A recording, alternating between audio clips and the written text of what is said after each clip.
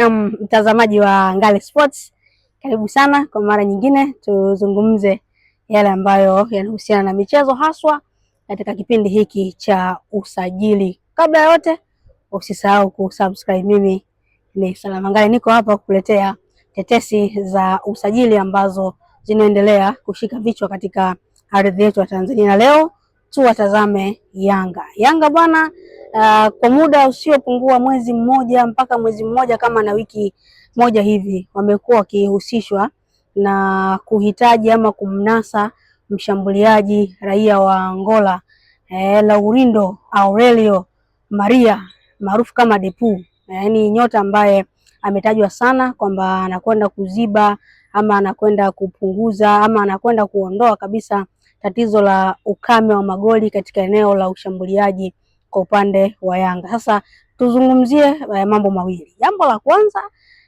Depu ama Laurindo ni mchezaji wa aina gani? Lakini pili, anakwenda kuongeza kitu gani kwenye kikosi cha Yanga Sports Club kwa kipindi hichi au kwa muda huu ambao wapo chini ya kocha Pedro Gonçalves. Kwanza kabisa, Laurindo ni nyota ambaye kwa sasa anakipiga kule nchini Denmark katika klabu ya Romiak ambayo inashiriki ligi huko Poland, na ni mmoja ya mchezaji ambaye anajua sana kufunga. Amekuwa na matumizi mazuri, matumizi sahihi ya mguu wake wa kulia, na matumizi mazuri kabisa ya kichwa. Ni mfungaji mzuri sana akiwa kwenye box, ni mchezaji mzuri sana akiwa na mpira, anaweza kukokota, lakini pia kucheza zile gusa achia, kwa maana ya unatoa mpira ama unamiliki mpira, unatoa pasi, unakimbia kwa nafasi, anaomba hivyo hivyo. Ni nyota ambaye anamudu kufanya hivyo kutokana pia na falsafa na mazingira ya Yanga. Kwa nini asihusishwe hapo kabla aje kuhusishwa hivi sasa? Ni kwa sababu ya ukaribu wake yeye na kocha wa sasa wa klabu ya Yanga, kwa sababu anamfahamu vizuri. Hapa anamzungumzia Pedro Gonçalves. Pedro Gonçalves alikuwa ni kocha wa Angola na ametoa mataji mawili ya Kosafa, kama ambavyo tunafahamu kwamba huyu Pedro ama Angola wamechukua mataji mara mbili ya Kosafa, msimu wa mwaka 2024 na msimu wa mwaka 2025. Kosafa ni ukanda wa mpira wa miguu kwa mataifa yaliyopo kusini mwa bara la Afrika. Hapo unazungumzia Afrika Kusini, Zambia, Malawi, Zimbabwe, Angola wenyewe, kina Botswana ndo wanaingia kwenye huo ukanda wa Kosafa. Kwa hiyo ni moja ya ubingwa ambao unauzungumzia, ameutwaa mara mbili mfululizo. Sasa wakati Gonçalves akiwa kocha wa Angola kwenye hiyo michuano ya Kosafa, washambuliaji wake wakati ama mshambuliaji wa mwisho ambao alikuwa anamtumia ni huyu Laurindo ambaye amehusishwa saizi kwenda kujiunga na Yanga. Ameibuka mfungaji bora mara zote mbili akiwa na kikosi cha Angola.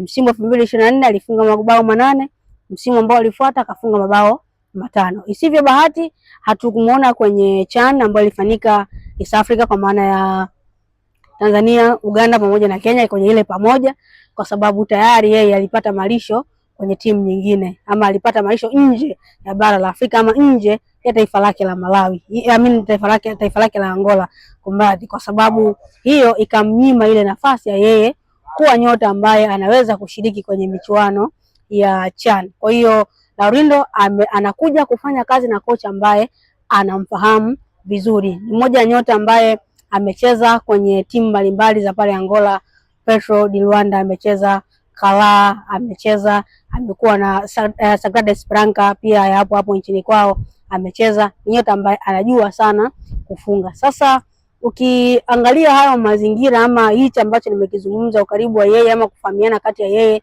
na kocha Pedro Gonçalves na kile ambacho leo kikosi cha Yanga, unaelewa kwa nini Yanga wanamhitaji ama wanahitaji huduma ya nyota wa namna yake. Kwanza kabisa anakuja kutibu huo ugonjwa wa eneo la kushambulia, anakuja kutibu kutumia nafasi ambazo zitakuwa zinatengenezwa. Kama ambavyo tunafahamu, Yanga kwa sasa Clement Mzize ameumia. Yanga kwa sasa Dube ndio nyota ambaye anamtegemea, lakini amekuwa na switch on na switch off mara nyingi. Amekuwa kistruggle sana kufunga, japo nimeona wamemtangaza kuwa nyota bora wa mwezi kwenye klabu yao. Inawezekana ikawa ni yale magoli ambayo alifunga siku za mwisho wakati ligi inakwenda kusimama, lakini pia na ule mwendelezo wake ambao ameufanya katika michuano hii ya AFCON ambayo Zimbabwe tayari imeshafurushwa katika hiyo michuano. Sasa hapo namzungumzia pia Andy Bobo Boyeli katika eneo la kushambulia. Kwa Yanga wana Boyeli, wana Mzize pamoja na Prince Dube. Tayari Mzize ameumia, Boyeli hana mwendelezo mzuri, Dube amekuwa na switch on na switch off mara nyingi. Maana yake hapo anaji striker ambaye atakugarantii wewe kufunga na kumalizia nafasi ambazo zinatengenezwa. Sasa Depu iji wake ni kosi Yanga unakwenda kuongeza kitu kikubwa. Kwanza upatikanaji wake kiwanjani, lakini pili uhatari wake mbele ya lango la timu pinzani. Ni mzuri sana. Nilizungumza mwanzo, ni mzuri sana kwenye mazingira yote mawili. Timu ikiwa inacheza, ikiwa inakimbia na uwezo wa kufunga ile magoli ya kutap, lakini pia hata kwa mipira ya juu alifunga magoli mengi mazuri ambayo yameipa faida timu mbalimbali ambazo yeye amezichezea. Lakini pia ikiwemo kikosi cha Angola ambacho ameanza kutumikia tangu mwaka 2021. Umri wake miaka 25 ambapo tunaizungumzia hapa, anaweza kuja kupambana ama kuja kushindana, kuja kutengeneza mazingira ya kushindana na nyota ambapo katika eneo la kushambulia nimemtaja hapo Dube ambaye ameshakomaa, unamtaja Mzizi ambaye anaendelea kuaminiwa lakini ndio majeraha. Kwa hiyo ni moja nyota ambaye anakuja kuongeza kitu kikubwa, anakuja kuongeza thamani, lakini kubwa anafanya kazi chini ama nyuma ya kocha ambaye yeye ameshafanya naye kazi na aliwika. Maana yake hakutokuwa na ugumu wowote. Changamoto pekee itakuwa kati ya yeye na wale ambao wanakwenda kumlisha. Yeye na wale ambao atakuwa chana naye kikosi cha kwanza. Anahitaji muda kidogo ili awe bora, anahitaji muda kidogo ili aendelee kufanya vizuri. Nadhani ni moja ya usajili ambao unawezekana ukawa unakwenda kulipa moja kwa moja kama asipohitaji muda wa kuzoea mazingira, asipohitaji muda wa kuwa na mambo mengi sana ya nje ya uwanja ama ndani ya uwanja, akikliki moja kwa moja kwa haraka sana, Yanga watakuwa wamepata faida kubwa ya kuwa na wakati mzuri, kuwa na wakati bora katika eneo la kushambulia. Nadhani ni moja ya usajili ambao unakwenda kuongeza kitu kikubwa sana. Laurindo Aurelio Maria Depu ni nyota ambaye Yanga huenda wakamtambulisha na wakanufaika naye kuelekea kwa michuano ya kimataifa, lakini pia kwenye ligi kuu ya NBC.